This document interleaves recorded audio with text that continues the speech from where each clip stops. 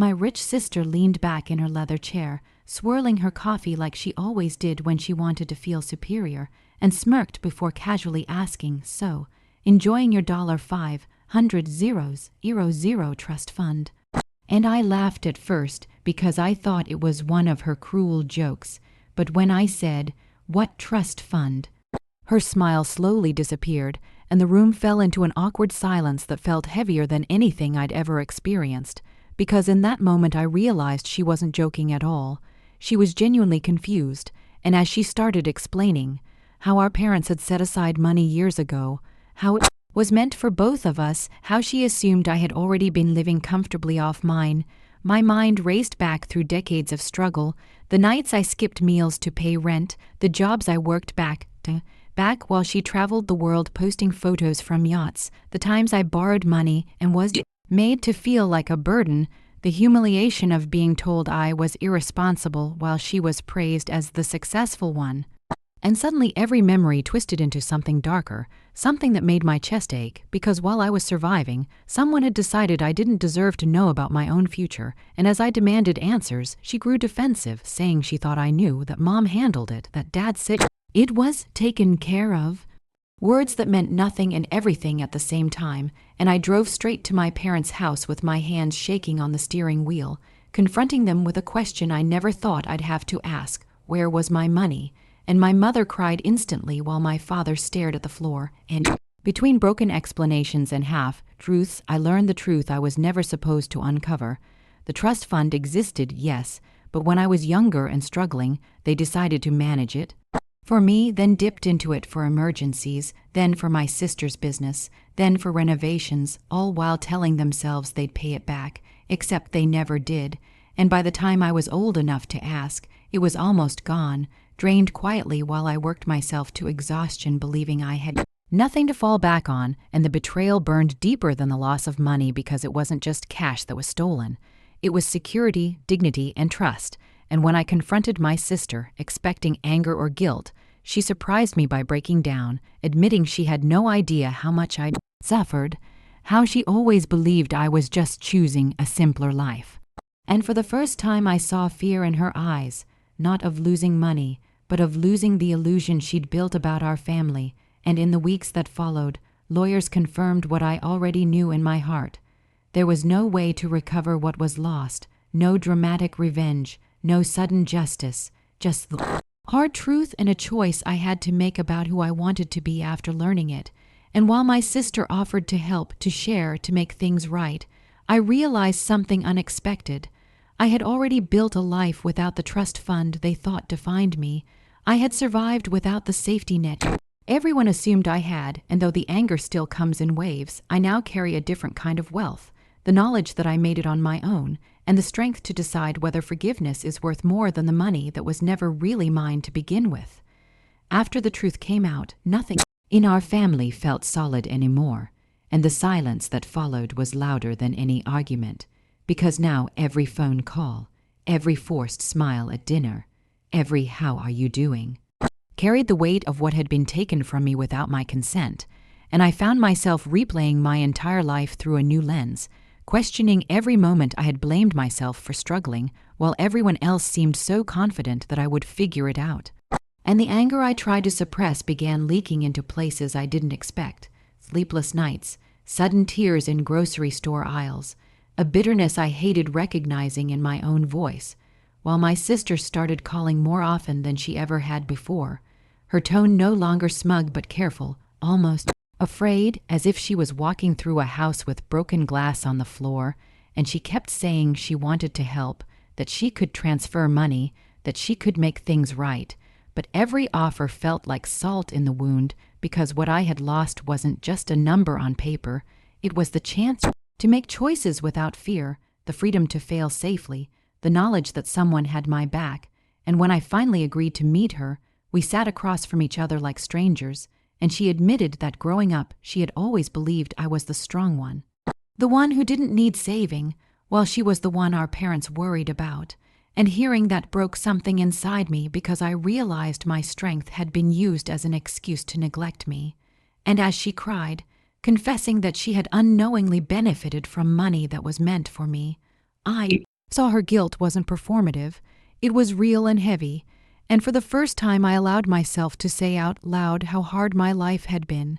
how many times I had nearly given up, how close I came to losing everything, and she listened in stunned silence, finally understanding that privilege isn't just about what you have, but about what you never have to fear losing. And in the months that followed, our parents tried to make amends in small, awkward ways, offering help they could no longer afford, apologizing without fully owning the damage. While I learned that closure doesn't arrive with neat apologies or legal resolutions, it arrives slowly, through boundaries, through honesty, through deciding how much access people get to your healing. And though the pain hasn't disappeared, something unexpected has grown in its place, clarity, because I now see my worth separate from money, and I know that whatever I build next will be built with open eyes, on my own terms, and with a truth that can never be taken from me again. As time went on, the initial shock faded, but the consequences settled into my daily life like a quiet, permanent ache, and I realized that uncovering the truth about the trust fund hadn't just changed how I saw my family. It had changed how I saw myself, because for years I had carried a constant sense of failure, a belief that if I just worked harder or made better choices, I wouldn't always be struggling. And now I understood that I had been running a race without knowing everyone else started miles ahead, and that knowledge brought both relief and grief. Relief that my struggles weren't proof of weakness, and grief for the version of myself who blamed herself for things that were never her fault.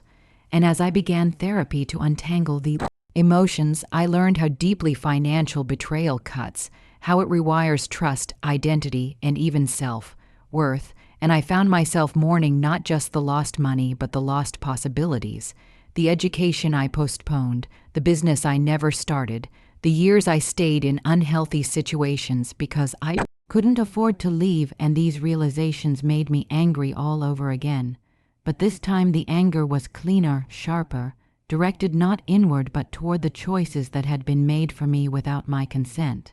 And when my sister suggested setting up a formal repayment plan, even offering to involve lawyers to ensure fairness, I surprised both of us by declining, not because I didn't deserve it, but because I recognized that tying my future to the past would keep me trapped in it, and instead I asked for something far harder: honesty going forward, no more secrets, no more decisions made for my own good.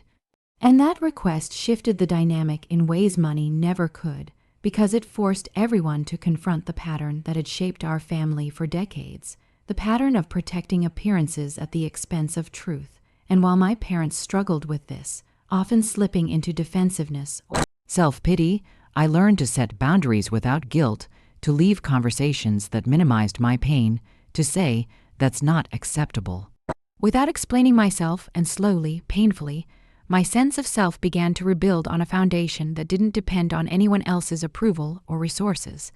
And in this process, I also began to redefine what wealth meant to me, realizing that while money provides options, it doesn't create character, resilience, or empathy, and the life I had built through sheer necessity had given me skills my sister was only just learning: how to adapt, how to survive uncertainty, how to value people over status. And though I wouldn't romanticize struggle or pretend I was grateful for what happened, I could acknowledge the strength it forged in me, and now as I plan my future with intention and clarity, I do so knowing that my story is no longer defined by what was taken, but by what I choose to create next, with honesty as my inheritance and self-respect as my true trust fund. By the 4th year after the truth came out, I could finally see how deeply the secret of the trust fund had shaped the invisible architecture of our family, influencing every expectation, every comparison, every unspoken judgment. And once I noticed it, I couldn't unsee it, because so many moments from my past suddenly made sense in ways that were both illuminating and devastating, like the times my parents dismissed my financial anxiety with casual reassurances, or when my sister joked that I was too dramatic about money, not realizing they were all operating under the assumption that I had a safety net I didn't even know existed. And this realization forced me to confront a painful truth: people treat you differently based on the resources they believe you have, and when they think you're protected,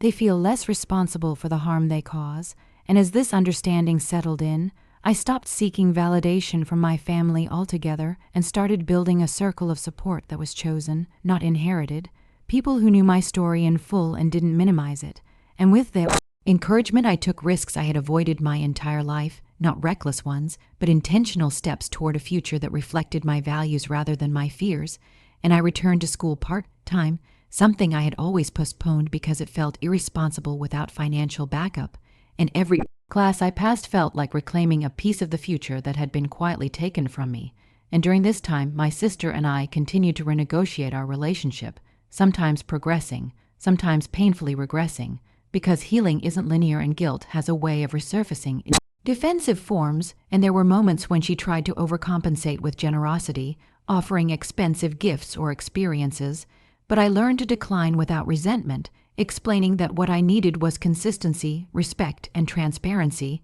not symbolic gestures that allowed her to feel absolved without real change, and slowly she began to understand that repairing harm isn't about grand acts. It's about sustained accountability, and meanwhile my parents aged into a quieter version of themselves, their authority softened by regret and time, and though they apologized more sincerely as the years passed, I accepted that full repair might never be possible, because some losses cannot be undone, only acknowledged, and rather than letting that truth harden me,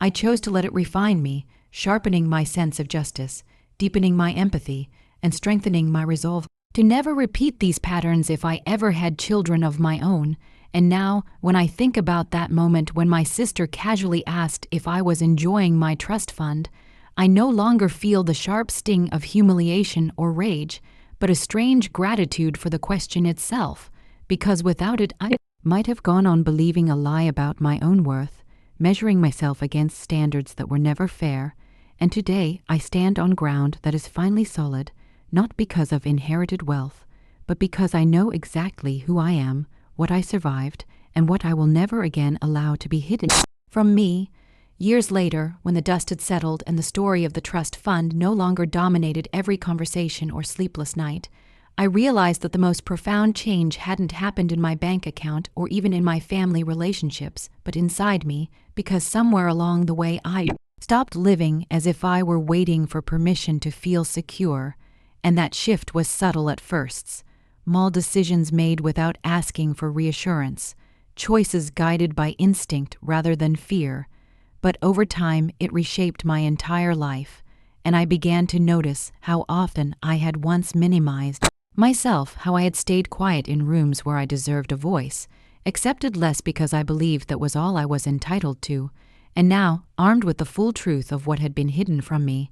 I no longer confused endurance with worthiness, and that clarity changed how I worked, how I loved,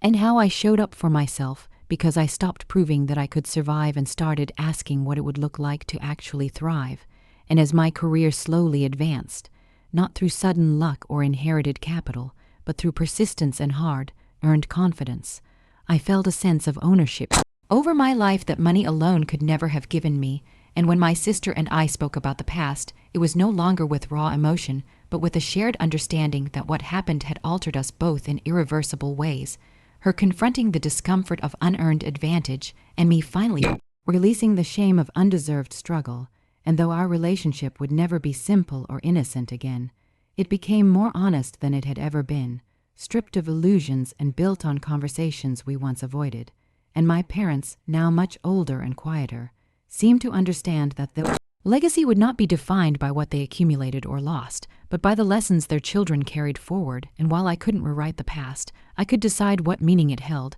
and I chose to see it not as a story of what was stolen from me, but as the moment I reclaimed authorship of my own life, because the real inheritance I gained was discernment, the ability to see systems clearly, to recognize when love becomes control, when protection becomes erasure, and when silence does more damage than truth. And today, when I think back to that careless question my sister asked with a laugh, enjoying your $500,000 trust fund,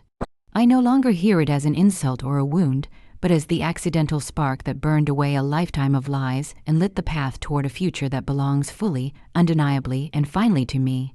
In the end, what stayed with me most was not the number attached to the trust fund or the years of struggle It might have spared me, but the quiet, irreversible understanding that my life had been shaped by choices made in secret. And once those secrets were exposed, I was finally free to choose differently, and that freedom became the closing chapter of this story, because I stopped measuring my success against a past I never consented to and started honoring the resilience that carried me through it. And when people now ask about my family, my sister, or even that money, I answer without bitterness or embellishment, knowing that the truth no longer has power over me. I do, and while forgiveness came slowly and imperfectly, it arrived not as an apology accepted or a debt repaid, but as a release from the belief that my value was tied to what I was denied. And today, I live with intention, with boundaries that protect my peace, and with a clarity that no inheritance could ever replace.